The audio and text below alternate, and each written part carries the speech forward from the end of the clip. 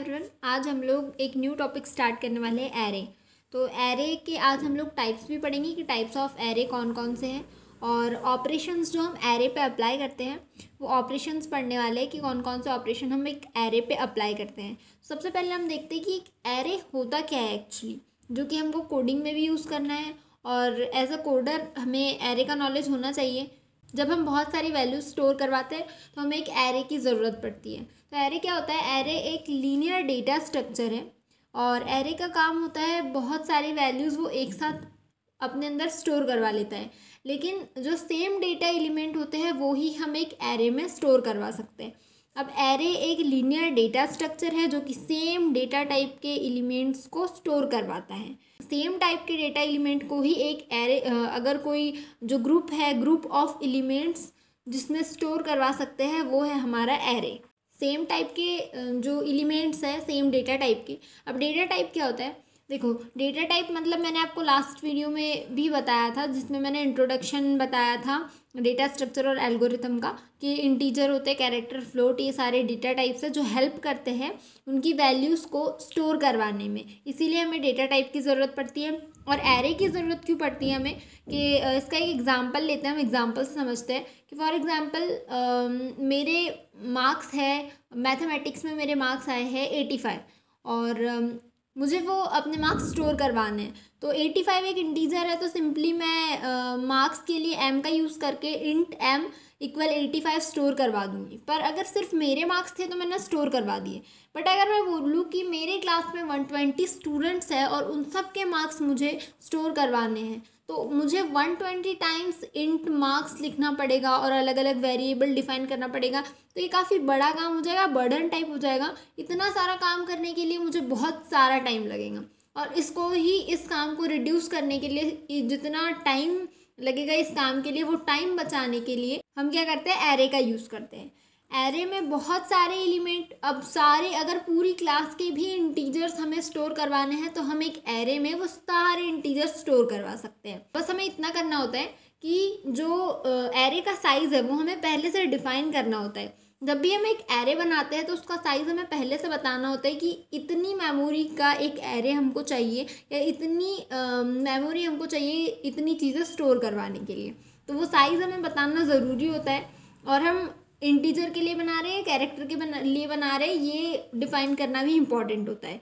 तो ये एक एरे का बोल सकते हैं आप इम्पोर्टेंट पार्ट है, ठीक है। अब एक और क्वेश्चन राइज होता है कि हमने तो साइज़ बता दिया, उसके बाद हमारा जो एरे है वो कम्प्लीटली फिल हो गया, उसके बाद भी हमारे पास एक वैल्यू बच जाती है और वो हमें उस एरे में स्टोर करवानी पड़ती है। तो क्या हम उस एरे में स्टोर करवा सकते हैं? तो इसका आंसर है नहीं, क्योंकि हमने जो एरे का साइज़ बताया था उसके अकॉर्डिंग हमारा एरे पूरा फिल हो चुका है। अब उससे ज़्यादा आप उस एरे में वैल्यूज़ नहीं डाल सकते हो, क्योंकि उससे ज़्यादा उस एरे के पास प्लेस नहीं है, मेमोरी नहीं है। तो आप अपनी वैल्यू उस एरे में नहीं डाल सकते हो क्योंकि आपने पहले से उसका साइज़ डिफाइन करके रखा है।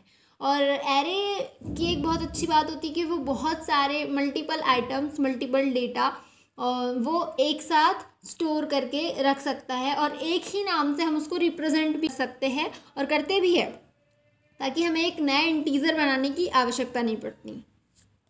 मैंने डेटा स्ट्रक्चर की प्लेलिस्ट बना के रखी है, तो डिस्क्रिप्शन में मैंने उसकी लिंक भी दी है, आप अगर देखना चाहे तो आप जाकर चेकआउट कर सकते हैं एक बार।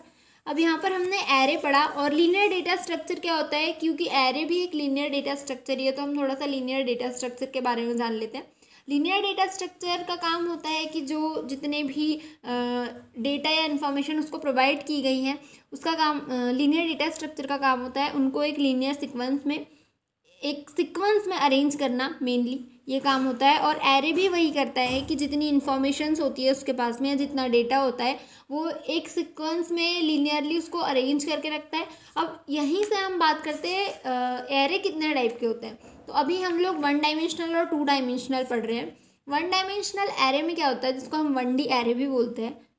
आपने अपने 11th क्लास या 12th क्लास में मैथमेटिक्स में एक चैप्टर पढ़ा होगा, मैट्रिक्स। तो उसमें क्या होता था, रोज़ और कॉलम्स बताते थे, उसमें रोज़ और कॉलम्स होते थे। तो यहाँ पर भी 1 डायमेंशनल एरे में क्या होता है कि जितनी भी वैल्यूज़ होती है वो 1 डायमेंशनल एरे में एक रो में स्टोर होती है।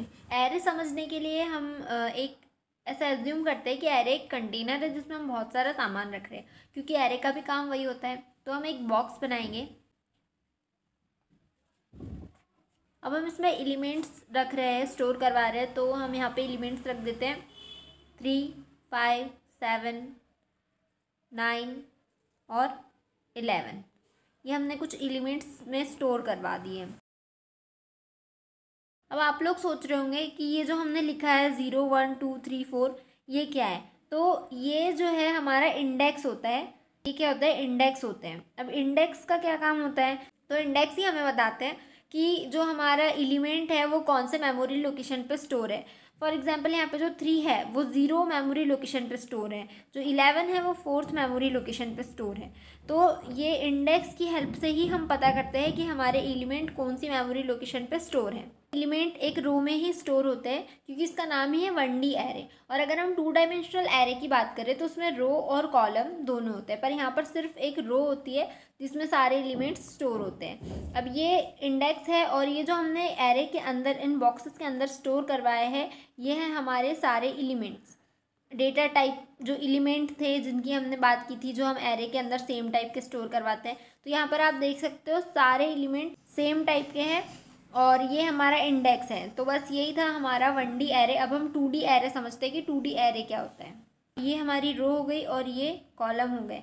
अब यहाँ पर हम कुछ एलिमेंट स्टोर करवा लेते हैं, जैसे कि 4, 5, 7, 9, 8, 6, फिर से 5, 3 और यहाँ पर 2।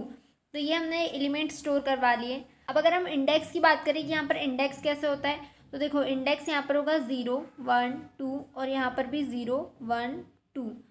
तो ये 0 है, तो यहाँ पर रो इधर इस डायरेक्शन में इंडेक्स बढ़ेगा, इंक्रीज़ होगा, और यहाँ पर इस डायरेक्शन में इंडेक्स इंक्रीज़ होगा। अब इंडेक्स में ये इंटरव्यू का क्वेश्चन है, इसी इंडेक्स से इंटरव्यू का क्वेश्चन बनता है। अगर आपसे पूछा कि 0 से लेकर 9 तक कितनी इंडेक्स में कितने मेमोरी लोकेशंस होते हैं, तो आप बोलोगे कि भाई 9 तक है तो 9 ही होते होंगे, बट नहीं, 0 से लेकर 9 तक आपके यहाँ पर 10 मेमोरी लोकेशंस होते हैं। 10 मेमोरी लोकेशन क्योंकि हमने 0 को भी इंक्लूड किया है इसमें। तो ये क्वेश्चन आपका कभी कभी गलत हो जाता है क्योंकि आप जल्दी में 9 बोल देते हो वहाँ पर, बट ये 10 होता है एक्चुअली, क्योंकि 0 को भी हम काउंट करते हैं। तो ये बात आप याद रखिएगा क्योंकि हो सकता है आपसे ये इंटरव्यू में पूछ ले। तो यहाँ पर 1 डायमेंशनल और 2 डायमेंशनल एरे फिनिश होता है। एरे पे जो ऑपरेशंस होते हैं उसके बारे में पढ़ते हैं। सबसे पहला जो ऑपरेशन है हम लोग पढ़ रहे हैं वो है इंसर्शन। अभी ये खाली एरे तो दे दिया है हमको, ये खाली बॉक्स तो मिल गया है हमको, पर इसमें कुछ फिल भी करना है। इंसर्शन मतलब एलिमेंट को, एक नए एलिमेंट को एरे में फिल करवाना, तो वो होता है इंसर्शन। अब हम इसमें फिल करवा रहे हैं, सारे बॉक्सेस खाली है तो हम इसमें इंसर्ट करवा देंगे। यहाँ पर हम लोग 4 इंसर्ट करवा देते हैं। तो अभी तक हम लोगों ने 1 डायमेंशनल एरे, 2 डायमेंशनल एरे और एरे क्या होता है ये पढ़ा, ठीक है। अब जो हमने 1 डायमेंशनल और 2 डायमेंशनल एरे पढ़ा उसमें एलिमेंट कौन से हैं, मतलब जो बॉक्सेस के अंदर स्टोर थे वो हमारे एलिमेंट होते हैं, और जो उसकी मेमोरी लोकेशंस है वो हमारा इंडेक्स है जो कि 0 से स्टार्ट होता है। तो ये हमने अभी तक पढ़ा। अब हम ऑपरेशन पढ़ेंगे कि एरे पे कौन कौन सा ऑपरेशन अप्लाई होते हैं। यहाँ पर हम लोग 4 इंसर्ट करवा रहे हैं, यहाँ पर 5 करवा देते हैं, यहाँ पर 3, और इस बॉक्स को ऐसे ही एम्प्टी छोड़ देते हैं। अब इसके जो मेमोरी लोकेशंस है मतलब इंडेक्स लिख देते हैं। 0 से स्टार्ट होता है तो 0, 1, 2, 3 एंड 4, ठीक है। ये हमने यहाँ पर इंडेक्स लिख दिए।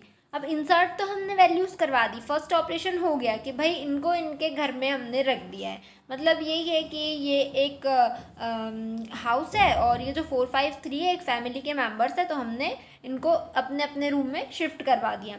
अब जो नेक्स्ट हमारा ऑपरेशन है वो डिलीशन का है।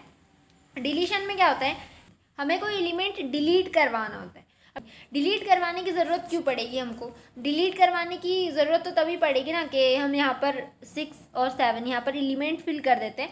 तो अब यहाँ सारे जो एलिमेंट है अपने अपने मेमोरी लोकेशन पर स्टोर है। हमने जो एग्जांपल लिया था कि ये सारे जो एलिमेंट्स है ये इनका घर है और ये एरे में स्टोर है, ठीक है। अब कोई दूसरा न्यू मेंबर आता है यहाँ पर, वो न्यू मेंबर का नाम है 2।